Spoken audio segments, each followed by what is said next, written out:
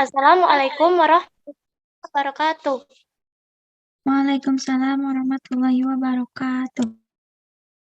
Izin memperkenalkan diri, nama saya Nur Alizah Mutia dari jurusan Peternakan dan Program Studi Penyuluhan Peternakan dan Kesejahteraan Hewan.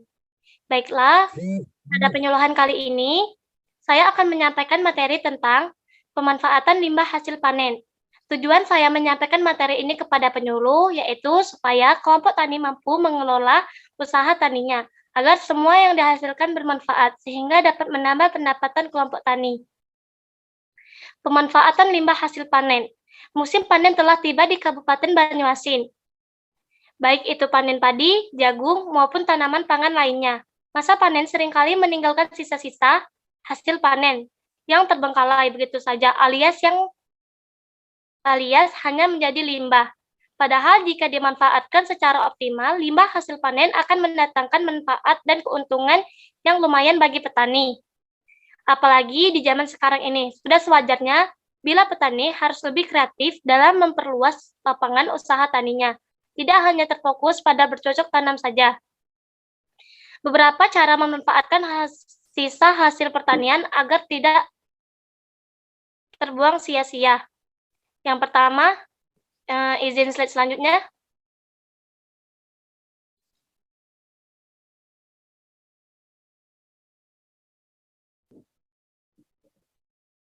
Yang pertama, pemanfaatan limbah hasil padi. Limbah dari tanaman padi berupa jerami dan dedak dapat dimanfaatkan untuk yang pertama pakan ternak, yang kedua mulsa atau penutup lahan, yang ketiga bahan baku kompas, yang keempat bahan baku pembuatan kertas dan media budidaya jamur. Selanjutnya ada pemanfaatan limbah hasil panen jagung. Limbah tanaman jagung dapat berupa batang dan daun jagung, klobot atau kulit jagung, umbi atau limbah hasil perontokan jagung, dan tongkol. Hijauan jagung atau batang dan daun dapat dibuat silase dengan cara menambahkan urea dengan kadar 0,45%. Penggunaan silase sebagai pakan ternak akan memenuhi kebutuhan protein bagi sapi. Sedangkan tumbi jagung tanpa perlakuan dapat menggantikan konsentrat komersial sehingga 75%. Selanjutnya ada pemanfaatan limbah hasil panen kedelai.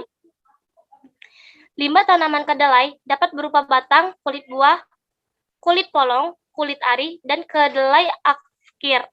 Limbah tanaman kedelai merupakan pakan yang mempunyai nilai biologis yang tinggi.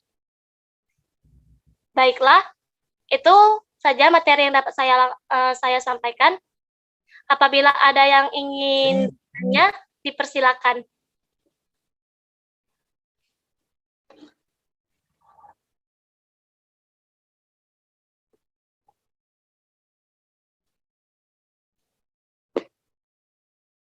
Siap izin bertanya.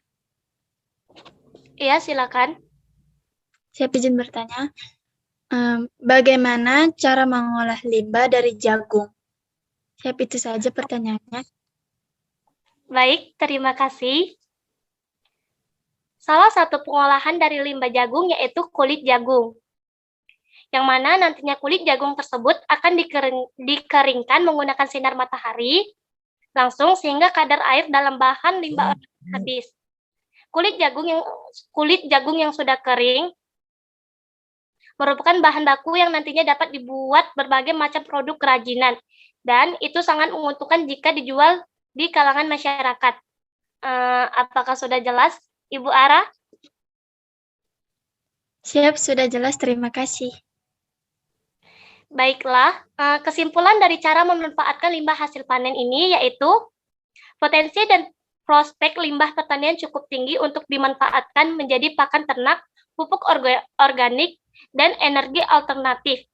Pemanfaatan limbah pertanian sebagai pupuk organik adalah jerami, difermentasikan atau dikomposisikan bahan organik akibat interaksi mikroorganisme sehingga menjadi kompos ataupun pupuk organik. Pemanfaatan limbah pertanian sebagai pakan ternak adalah jerami dan jagung, dan belum mengetahui penerapan teknologi pengolahan sebagai pakan ternak serta membuat silase. Pemanfaatan limbah pertanian sebagai sumber energi alternatif adalah konsentrasi limbah pertanian menjadi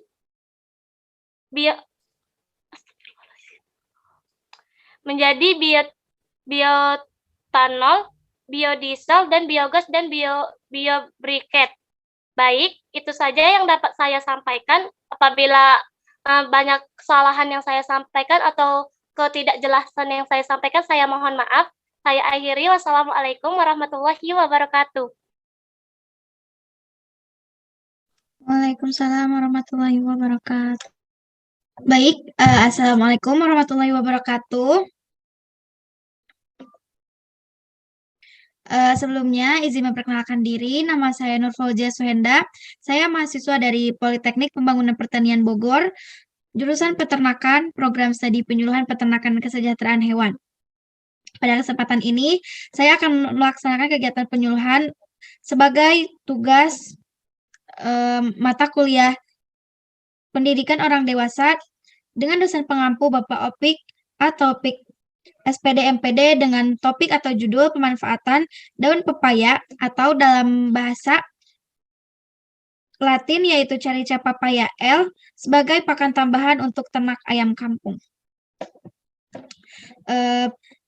Tujuan saya mengambil judul tersebut yaitu untuk menambah wawasan hadirin sekalian mengenai manfaat daun pepaya sehingga sasaran mau tahu dan mampu memanfaatkan daun pepaya sebagai bahan tambahan pakan ternak yang memiliki banyak manfaat untuk hewan ternak.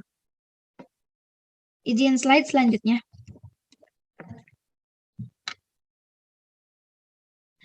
Pertama, kita akan membahas mengenai ayam kampung terlebih dahulu. Gallus domestos atau dalam bahasa Indonesia yaitu ayam kampung memiliki pertumbuhan yang lambat dan bobot tubuhnya yang kecil. Terlepas dari kelemahannya, ayam kampung memiliki beberapa kelebihan. Di antaranya, pemeliharaannya tidak terlalu sulit, hidupnya yang sesuai dengan iklim dan lingkungan lokal, relatif lebih tahan terhadap penyakit, serta harga jual daging yang lebih tinggi dibandingkan dengan ayam ras lainnya. Belum terpenuhinya permintaan ayam kampung di pasaran salah satunya disebabkan oleh sistem pemeliharaan dengan skala kecil.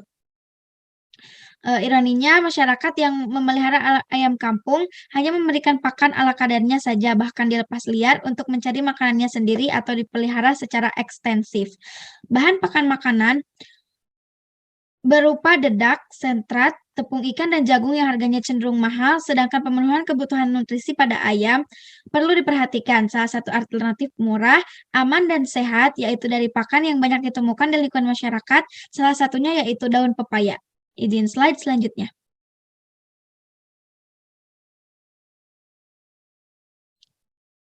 Pemanfaatan limbah produk pertanian pepaya yang melimpah dapat dijadikan sebagai bahan pakan alternatif, tetapi perlu adanya pengolahan yang bersifat aplikatif dan aman dikonsumsi oleh ternak. Apabila dimanfaatkan dengan baik, daun pepaya mampu menekankan biaya produksi pakan. Daun pepaya digunakan sebagai bahan tambahan pakan ternak yang dicampur dengan bahan pakan lainnya. Kandungan daun pepaya diantaranya yaitu mengandung vitamin A, vitamin B1, kalori, protein, lemak, karbohidrat, antibiotik, kalsium, fosfor, zat besi, asam amino, alkoid, enzim favoid, dan flavonoid. Selain itu, kandungan antibiotik yang ada dalam daun pepaya, izin slide selanjutnya.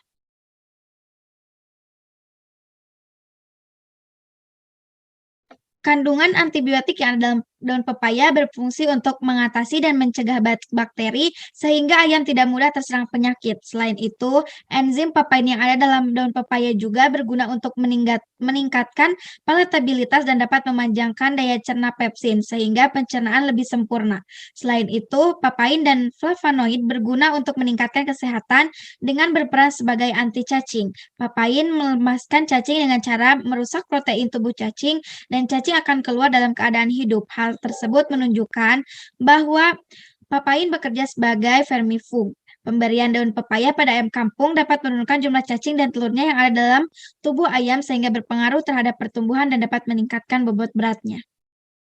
Mungkin hanya itu saja materi yang dapat saya sampaikan. Apabila ada yang ingin didiskusikan, dipersilahkan.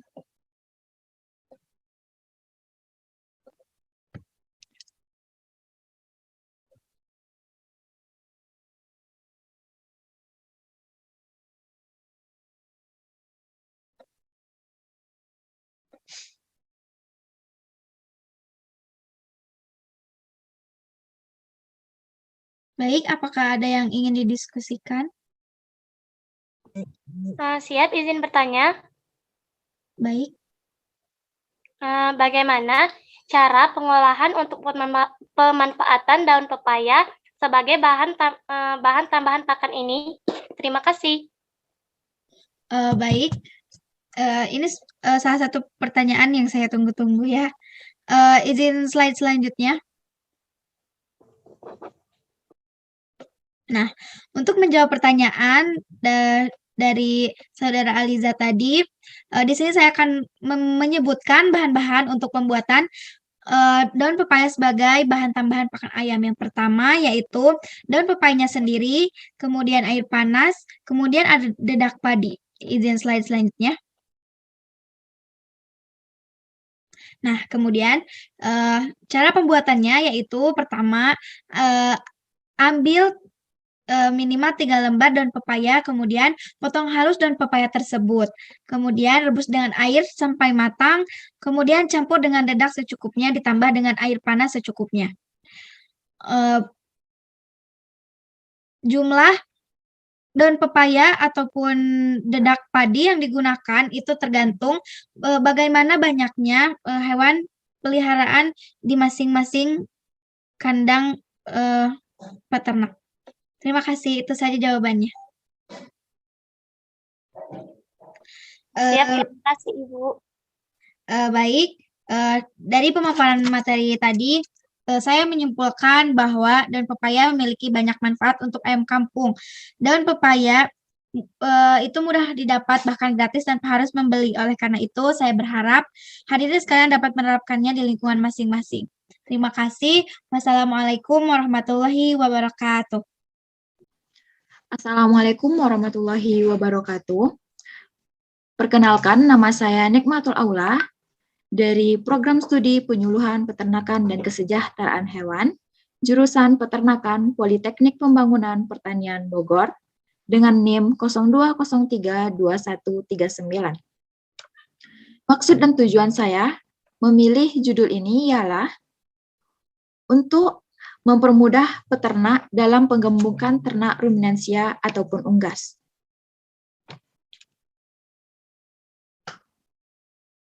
Mohon izin slide selanjutnya. Pemanfaatan daun kelor atau Moringa oleifera sebagai pakan alternatif. Pakan merupakan salah satu faktor penentu keberhasilan usaha peternakan. Biaya pakan mencapai 70-80% dari biaya produksi. Kebutuhan bahan baku, pakan ternak memiliki kendala seperti bersaing dengan kebutuhan manusia. Harga relatif mahal dan bahan baku masih impor. Oleh karena itu, perlu pemanfaatan bahan pakan alternatif, salah satunya dengan pemanfaatan Moringa oleifera. Tanaman genus Moringa ini memiliki banyak sekali manfaat, terkhusus untuk sekitar peternakan dan pertanian, berfungsi sebagai pakan ternak ruminansia dan unggas. Peternak menggunakan daun ini sebagai pakan karena mengandung protein kasar yang tinggi, yaitu 26% dari bahan kering. Mohon izin slide selanjutnya. Kandungan dari zat aktif lain daun kelor yaitu berbagai kandungan zat aktif juga ditemukan dalam daun kelor. Zat aktif ini menyebabkan daun kelor memiliki segudang manfaat dalam bidang kesehatan. Zat aktif dalam daun kelor dapat berfungsi sebagai obat infeksi, antibakteri, infeksi saluran urin, luka eksternal, hipersensitif, anti-anemik, diabetes, kolitis, diare, disentri, rematik, dan lain sebagainya. Kandungan di dalam daun kelor ini seperti kalsium, kalium, zat besi, magnesium, fosfor, seng, serta rendah kalori. Mohon izin slide selanjutnya. Manfaat daun kelor di bidang peternakan yaitu yang pertama bidang peternakan ruminansia sapi. Daun kelor untuk ternak sapi, lepas sapi dengan berat antara 60 sampai 100 kilo dapat diberikan sebanyak 1 sampai 1,5% dari berat badan. Pemberian juga bisa berdasarkan presentasi dalam ransum. Jumlah daun kelor dalam ransum ternak sapi lepas sapi sebaiknya antara 40 sampai 60%. Dengan hal ini diharapkan sapi dapat mengalami pertumbuhan berat badan sebanyak 0,4 sampai 0,6 kilo per hari. Untuk sapi, dalam masa pertumbuhan, pemberian daun kelor dapat disamakan dengan jumlah pemberian sapi lepas sapi dengan harapan selama pertumbuhan sapi juga akan memperoleh pertambahan berat badan sebanyak 0,4 sampai 0,6 kilo per hari. Hal yang sama juga dilakukan untuk sapi dalam program penggemukan. Pemberian daun kelor untuk sapi betina dewasa, bunting, dan menyusui sedikit berbeda. Hal ini supaya tidak mengalami kegemukan yang akan menghambat dalam produktivitas reproduksinya. Jumlah pemberian daun kelor untuk sapi betina dengan kriteria tersebut adalah 0,5% dari berat badan atau 25% dalam ransum. Harapannya supaya pertambahan bobot sapi tidak lebih dari 0,25 kg per hari. Hal ini tujuannya hanya untuk menjaga performa sapi saja. Nah, yang kedua yaitu bidang peternakan ruminansia kambing. Pemberian daun kelor kepada kambing dapat meningkatkan performa dari kambing tersebut. Daun kelor dapat meningkatkan pertambahan bobot badan kambing, memperbaiki pencernaan dan penyerapan nutrisi menjadi lebih efektif. Hal ini seperti pada penelitian yang telah dilakukan oleh N. Sultana dan kawan. Dia adalah peneliti dari Universitas UPM, Malaysia. Dalam penelitiannya, daun kelor yang diberikan kepada kambing jumlahnya bervariasi.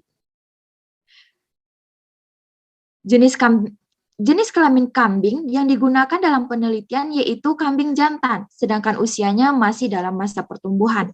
Pada ransum yang diberikan, terdapat jumlah daun kelor yang berbeda-beda. Jumlah ada yang 0%, 25%, 50%, dan 75%, bahkan sampai 100%. Nah, maksud dari 0% ialah tidak ada daun kelor sama sekali. Hal ini dilakukan untuk mengetahui perbedaan kambing dengan ransum daun kelor dan yang tidak menggunakan daun kelor. Secara singkat, hasil penelitian menunjukkan bahwa semakin banyak jumlah daun kelor dalam ransum, maka semakin banyak jumlah ransum yang dimakan oleh kambing. Selain itu, pertambahan bobot harian tertinggi diperoleh oleh kambing dengan ransum 100%. Daun kelor yaitu sebanyak 61,74 gram per hari. Hal ini karena jumlah protein kasar dalam ransum akan semakin meningkat seiring meningkatnya jumlah daun kelor dalam ransum. Jadi kesimpulan adalah daun kelor sangat bermanfaat untuk diberikan kepada ternak kambing. Bahkan menurut penelitian tersebut, daun kelor dapat digunakan sebagai pakan tunggal dalam beternak kambing. Nah, yang ketiga yaitu bidang peternakan unggas. Dari sekian banyak manfaat daun kelor, diharapkan juga akan memberikan efek positif terhadap peternakan unggas. Seperti yang dilakukan oleh Nuraini, mahasiswa Fakultas Peternakan Universitas Hasanuddin. Dia meneliti tentang pengaruh pemberian tepung daun kelor terhadap ayam broiler. Tepung daun kelor yang diberikan ke ayam broiler ternyata dapat meningkatkan berat badan, berat karkas, dan juga lemak abdomen ayam broiler menurun. Jumlah tepung daun kelor yang terdapat dalam ransum adalah 4%. Nah, bagi rekan-rekan yang ingin bertanya, silakan.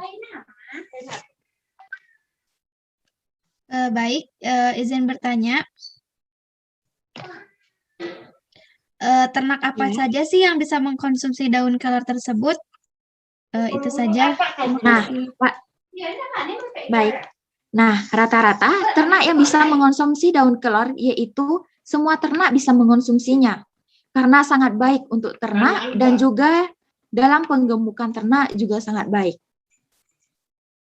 Mungkin itu saja yang dapat saya sampaikan. Assalamualaikum warahmatullahi wabarakatuh. Waalaikumsalam warahmatullahi wabarakatuh. Perkenalkan, nama saya Mutiara Karani Siregar dari Prodi Penyuluhan Peternakan dan Kesejahteraan Hewan. Adapun di sini maksud dan tujuan saya adalah saya ingin memaparkan hasil materi penyuluhan saya dengan materi pemberian pakan ternak sapi.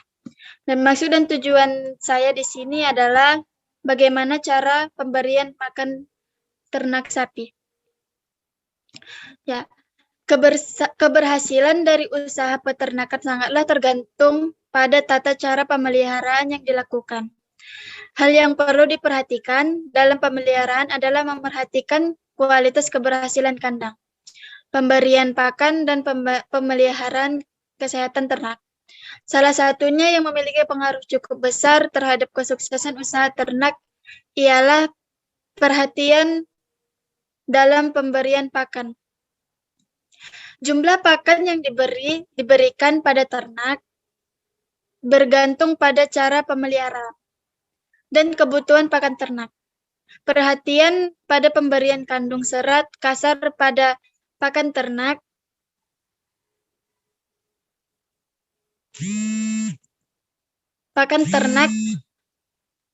serat kasar pada pakan ternak sangatlah penting.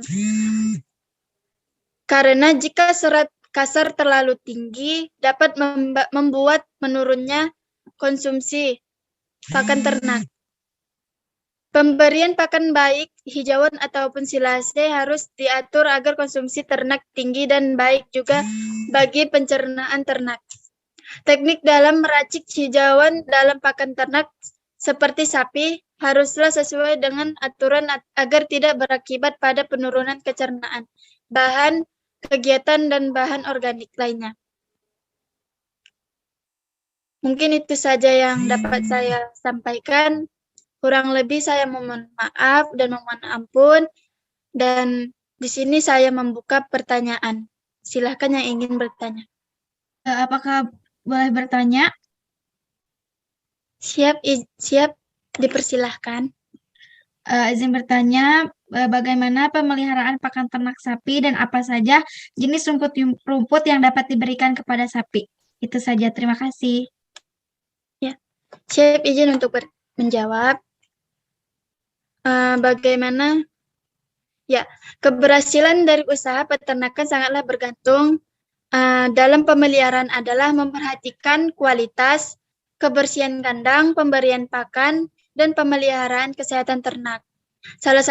Salah satunya yang memiliki pengaruh cukup besar terhadap kesuksesan usaha ternak ialah perhatian dalam pemberian pakan. Adapun jenis-jenis rumputan yang dapat digunakan menjadi hijauan makan ternak yaitu rumput benggala dengan ciri tinggi mencapai 2 meter, berbulu dan disukai oleh ternak. Yang kedua, rumput gajah dengan ciri-ciri hampir sama dengan rumput benggala, hanya saja lebih lebar serta bulu yang lebih banyak. 3. Setaria dengan ciri-ciri lebih pendek dari kedua rumput di atas, dapat mudah dikembangbiakan di daerah kering sekalipun. Yang keempat, rumput raja dengan ciri-ciri memiliki bulu yang lebih sedikit daripada rumput gajah, dapat mencapai 4 meter dan berbentuk rumput. Mungkin itu saja yang dapat saya jawab kepada Nur Faizia. Apakah sudah menjawab? Sudah sangat menjawab sekali, terima kasih. Ya, terima kasih. Assalamualaikum warahmatullahi wabarakatuh.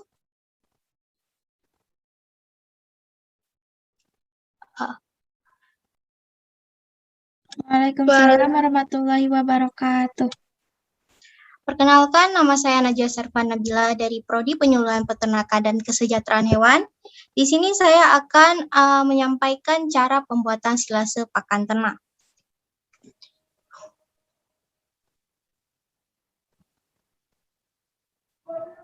Apa itu silase? Silase merupakan pakan hijauan ternak. Pakan hijauan ternak yang diawetkan dan disimpan dalam kantong plastik yang kedap udara dan sudah terjadi proses fermentasi dalam keadaan tanpa udara atau anaerob. Proses silase ini melibatkan bakteri-bakteri atau mikroba yang membentuk asam susu yang hidup secara anaerob. Oleh karena itu, mengapa pada saat proses silase, pakan hijauan ternak yang disimpan dalam kantong plastik atau dalam silo harus ditutup rapat sehingga proses silase berjalan dengan baik dan pakan hijauan tidak cepat membusuk oleh bakteri lain dan jamur. Proses pembuatan silase.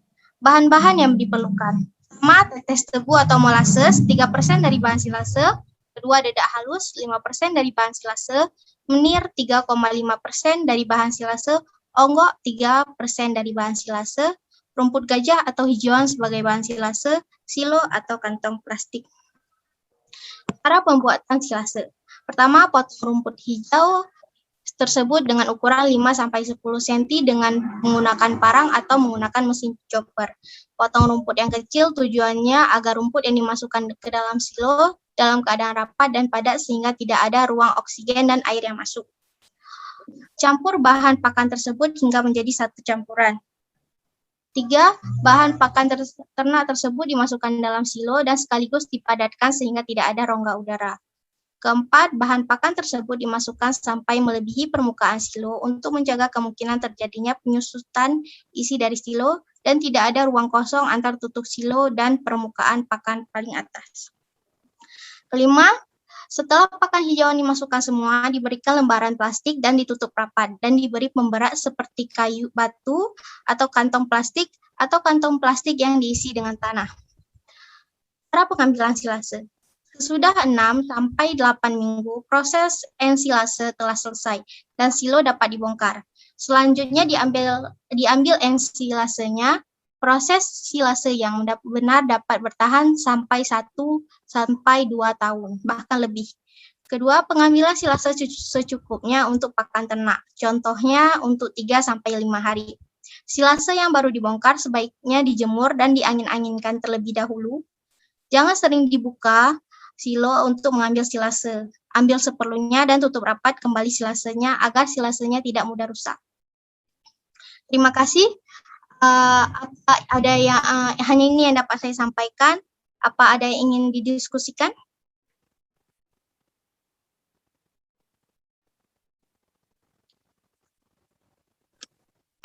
Sepertinya saya izin bertanya. Ya. Baik. Bagaimana sih ciri-ciri silase yang baik itu? Terima kasih. Ada beberapa ciri-ciri silase yang baik. Pertama, rasa dan wanginya asam.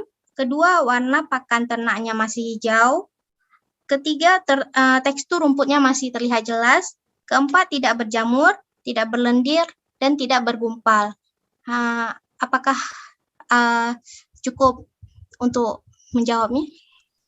Siap, cukup. Terima kasih. Terima kasih, hanya ini yang dapat saya sampaikan. Assalamualaikum warahmatullahi wabarakatuh. Waalaikumsalam warahmatullahi wabarakatuh.